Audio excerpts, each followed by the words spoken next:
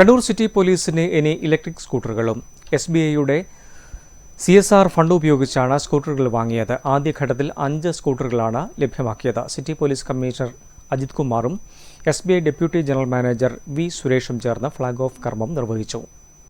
അത്യാവശ്യ ഘട്ടങ്ങളിൽ ഉപയോഗിക്കുന്നതിനായാണ് പോലീസിന് SBIയുടെ പൊതുനന്മ ഫണ്ട് ഉപയോഗിച്ച് ഇലക്ട്രിക് സ്കൂട്ടറുകൾ നൽകിയത്.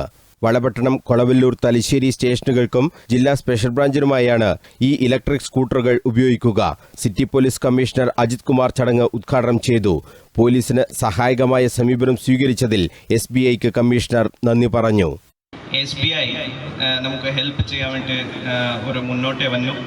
അത് ഞങ്ങൾ ഒരു ഫസ്റ്റ് മീറ്റിങ്ങിൽ തന്നെ ഒരു സംസാരിച്ചപ്പോൾ ഓഫീസേഴ്സ് നമുക്കൊരു ആശ്വാസം 100% ഞങ്ങൾ ചെയ്യാം.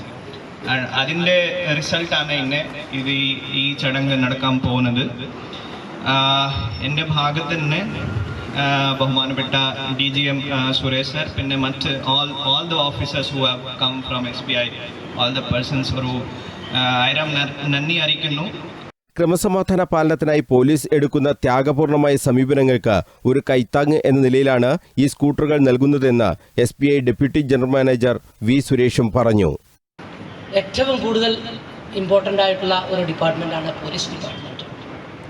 ഒരുപാട് ചലഞ്ചസ് ഈ ജോലിക്കുണ്ട്.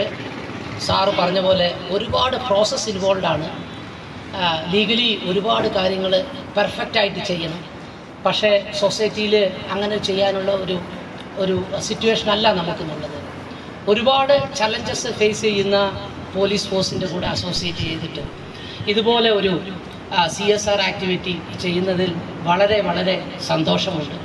Kannur city additional SP P Balakrishnan Nair, SBI Kannur regional manager AV Sijoy, police association secretary V Saneesh എന്നിവർ സംസാരിച്ചു.